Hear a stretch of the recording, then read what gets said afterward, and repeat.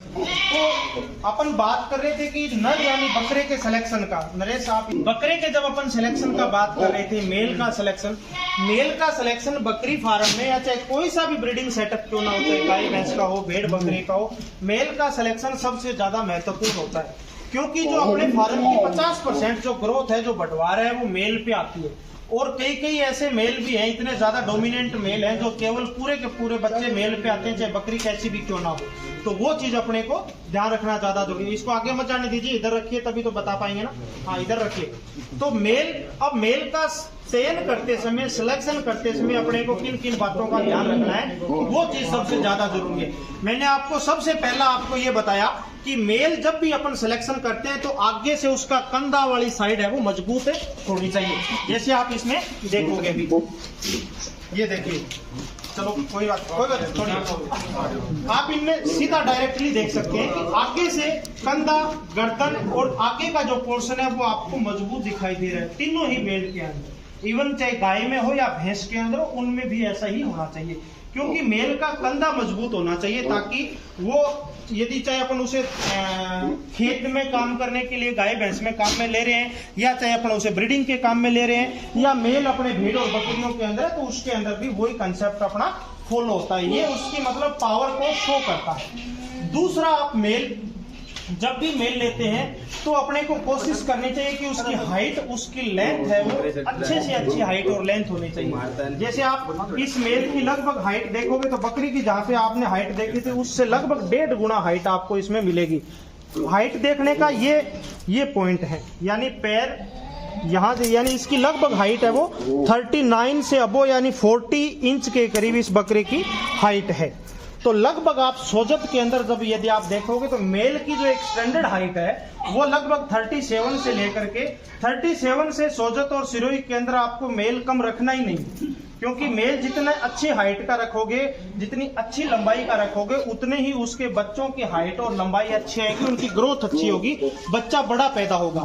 तो कम हाइट का ब्रीडर रखोगे, कम लंबाई का ब्रीडर रखोगे, छोटा बच्चा पैदा होगा, कम ग्रोथ होगी, आपको उसमें फायदा ज्यादा नहीं होगा। दूसरा, जैसे उसके लक्षणों की यदि बात करें, कैरेक्टर की बात करें, चाहे मेल के अंदर चाहे कोई सी भी नस्ल हो, उसके जो कैरेक्टर है, जैसे मैंने बताया कान की लंबाई है, ये चीजें हैं। ऐसी मेल में आप इन सब मेल में देख पा रहे हो कि आपको 12 गल कंबल, इनके साथ जितनी छेड़खानी करोगे उतना ही ज्यादा ही आपको तंग करेंगे। करने दीजिए इनको, आप जो कर रहे हैं करने दीजिए, पशु हैं।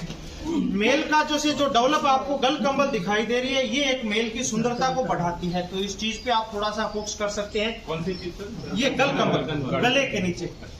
दूसरा जो सबसे मेन मेल की जो इसकी ब्रीडिंग इफिशियंसी को शो करता है, इसका पूंछ जितना लंबा और जितना ज्यादा मुड़ा हुआ होगा, यानी आप इनमें देख सकते हैं कि ऊंचा और मुड़ा हुआ पूंछ है।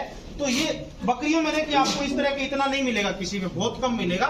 जबकि मेल के अंदर जो मेल जितना ज्यादा एक्टिव होगा, उसके मेल के अंदर ये घुमाओ और उसकी लंबाई जितनी ज्यादा होगी, वो इसके जो एक अच्छे ब्रीडर की एक विशेषता है। तो बकरी के अंदर चाहे कोई सी भी नस्ल हो, आप इस चीज पे आप फोकस करते हैं। भेड़ के अंदर ऐसा नहीं होता, भेड़ का पूंछ है वो नीचे की तरफ होता है, बकरी का पूंछ ऊंचा होता है। ये मेल का थोड़ा सा एक अच्छा कैरेक्टर, या आप इसको दूर से देख करके आप पता लगा सकते हो। दूसरी जो सबसे मेन इंपॉर्टेंट चीज आती है, जो ब्रीडिंग की लाइन की सबसे मेन है, इसके मेल के टेस्टिकल, जो अंडकोश होते हैं मेल के, जितना उसका साइज अच्छा होगा, बराबर होगा, बड़ा साइज होगा, वो उतना ही अच्छा मेल होगा। आपको सबसे पहले सिलेक्शन में ध्यान रखना है कि जो अंडकोश है, टेस्टिकल है, वो छोटे बड़े नहीं होने चाहिए।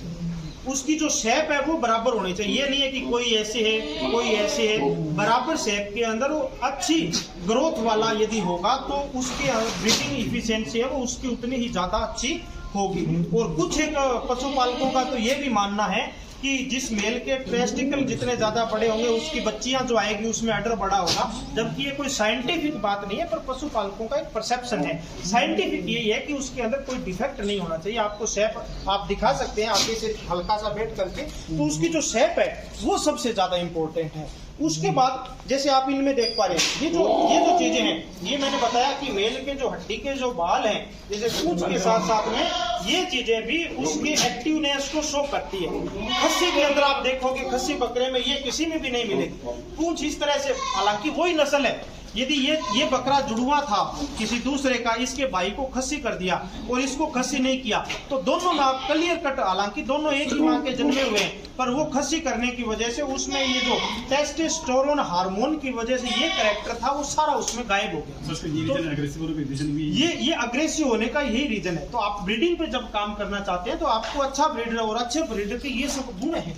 तो इन सब, हाँ, आगे से बॉडी स्ट्रॉन्ग हो, ये जो इसके जो खड़े वाले बाल है ये इसके एक्टिवनेस को, इसकी इफिशियंसी को शो करता है। यदि किसी में ये बिल्कुल शांत है, सीधे है, तो वो इस तरह से एक्टिव नहीं होगा। आप नॉर्मल उसे देखोगे, नॉर्मल तो ये हो सकता है थोड़ा कम एक्टिव हो, पर अब लोग अपन आए हैं बकरियों के साथ में थोड़ा घूमे, तो ये मेल का एक नेचर है, ये चीजें हार्मोन इनका है वो बड़ी। यूरिन इसीलिए पीता है कि ज्यादातर यूरिन पीने वाली समस्या, जैसे आप यहाँ देखोगे इस फार्म में आपको इतनी नहीं कुछ, हाँ बता रहा हूँ, ज्यादातर वो समस्या आपको जहां पे मिलेगी जब आप फ्लोक मैटिंग का मतलब है जब आप मेल को फीमेल के बिल्कुल साथ में रखते हो, तो उस वजह से वो चीज ज्यादा आती है। तो उसे छुटवाने के लिए सबसे मेन तो आपको मेल को अलग रखना चाहिए।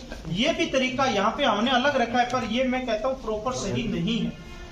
ऐसा सिस्टम रखना चाहिए कि मेल को फीमेल दिखे ही ना, मेल को फीमेल दिखे ही ना। मेल को फीमेल तभी दिखे जब वो हीट में आई हो, तब उसे ज्ञापित हो। ऐसा सिस्टम आप रखोगे। इस फार्म में आप देख पा रहे हो कि आपको ज्यादा स्मेल नहीं आ रही, इतने सब लोग खड़े हैं, ज्यादा स्मेल नहीं आ रही, इसीलिए क्योंकि ये अलग है। और जैसे जैसे इसमें इनमें वो पेशाब पीने वाली वो प्रवृत्ति आ जाएगी, तो वो चीजें स्मेल आना और वो सब ज्यादा होगा। तो मेल को अलग रखना। दूसरा क्या है, इसके न्यूट्रिशन पे अपने को ध्यान देना ज्यादा जरूरी है। पेशाब जब भी बकरा पीता है या कोई भी पशु जब पीता है, तो उसके शरीर के अंदर कोई ना कोई डिफिशियंसी है, उस कंडीशन में पीता है। और मेल के अंदर खास करके फास्फोरस की डिफिशियंसी की वजह से ये समस्या ज्यादा आती है। तो बाई चांस ऐसा कभी होता है तो आप उसे फास्फोरस की टेबलेट या फास्फोरस का कोई भी सोर्स आप उस पशु को, आप उस ब्रीडर को आप खिलाओगे, तो वो समस्या कम हो जाएगी। कई हमारे जो साथी हैं उनमें ये भी देखा गया है, जो गांव में या लोकल रखते हैं, वो रस्सी बांध करके रखते हैं। जो मेल का परफ्यूज है उसको टेस्टिकल के साथ में रस्सी बांध करके रखते हैं, ताकि वो समस्या ना आए। वो गलत है, वो अच्छा नहीं है। उससे इसके टेस्टिकल है वो डिफेक्ट होने की समस्या उसमें आ सकती है। ज्यादा कंटिन्यू बंधा रहने की वजह से ब्लड सर्कुलेशन उसका रुक जाता है, खून का आवागमन रुक जाएगा, तो उससे इसकी ब्रीडिंग इफिशियंसी प्रभावित होती है। तो यदि आपको उस चीज से बचना है तो उसके लिए सबसे अच्छा यही है कि आप एक कपड़ा लीजिए, जैसे लगभग 1 बाई 1 फीट का कपड़ा लेकर के, थोड़ा मोटा कपड़ा, और इस मेल में आगे यहाँ बांध दीजिए, ऊपर 2 रस्सी लगा करके, जैसे यहाँ गर्दन से बांध करके, और कपड़ा इसकी सीट के आगे रहेगा। तो ये बाई चांस जैसे यहाँ यदि इसमें कपड़ा रहेगा, तो बाई चांस ये यदि पेशाब उस तरह से करेगा, तो इसके पेशाब के छांटे या इसकी जो बूंद है, ड्रॉप है, वो इसके मुंह पे नहीं जा पाएगी, तो उससे ये उसकी पेशाब पीने वाली आदत है वो छूट जाएगी। तो वो सबसे अच्छा तरीका है। बांध करके करने वाला है वो गलत तरीका। ये कैसे पता चलेगा बकरी हीट में आ चुकी है? ये पता चलेगा बकरी हीट, ये कैसे पता चलेगा बकरी हीट में आ चुकी है? उसके लिए आपकी मॉनिटरिंग सबसे ज्यादा। गाय भैंसों में आप देखते हो कि गाय भैंसे आवाज करने लग जाती है, रंबाने लग जाती है। बकरी के अंदर ऐसा नहीं है, बहुत कम आपको वो चीज दिखाई देगी। जबकि बकरी की एक अलग से पहचान है भेड़ और बकरी की। बकरी इस तरह से पूंछ हिलाती है। जब बकरी हीट में आती है तो बकरी आपको पूंछ हिलाती हुई आपको बकरी दिखाई देगी। इनमें खैर अभी लगभग सभी प्रेग्नेंट है। कुछ आप देखोगे बार बार इस तरह से टेल पॉकिंग जिसे बोलते हैं, बार बार इस तरह से बकरी पूंछ हिलाएगी। आपको डिस्चार्ज भी दिखाई दे सकता है। और बकरी, यदि आप इसमें देख पा रहे हैं, दोनों अलग अलग हैं, बकरा पास में नहीं है, मतलब बीच में जाली है। बकरी खुद यहाँ बकरे के पास में चल चल करके आएगी, अंदर तो नहीं आ सकती, पर आपको जाली के पास में आकर के, यहाँ आकर के बार बार पेशाब करना, बार बार जो यूरिनेशन का जो कैरेक्टर है, ये सब चीजें, यानी बार बार पेशाब करना। हो सकता है कभी हल्की फुल्की वो थोड़ी बोले भी। और बाकी जो टैल वाली पहचान है वो सबसे मेन इंपॉर्टेंट है। जब एकदम पीक पे जब होती है हीट के अंदर, तो उतना ही ज्यादा अपने पूंछ को बार बार ऐसे हिलाने लग जाएगी और बार बार भाग भाग के बकरे की तरफ या बकरे को खोजती हुई दिखाई देगी। यदि छोटा भी बच्चा है तो उसकी तरफ भी वो जाएगी, मेल है तो। और ये यदि कई बार आपने ये भी देखा होगा कि 30-40% तक वो दूसरी बकरियों पे माउंटिंग करने लग जाती है। जैसे गायों में वो कैरेक्टर खैर ज्यादा है, पर बकरियों में भी कुछ हद तक देखा गया है, या भेड़ों में भी कुछ हद तक देखा गया है। यदि उसको मेल नहीं मिल रहा क्रॉस होने के लिए, तो वो दूसरी भेड़ या दूसरी बकरियां उनके ऊपर वो खुद जाकर के माउंटिंग करने लग जाएगी, जैसे मेल है वो क्रॉसिंग के समय जो कैरेक्टर करता है। तो इस तरह से आप पहचान सकते हो कि बकरी हीट में है या नहीं है। ये बेसिक कैरेक्टर है। ठीक है, आइए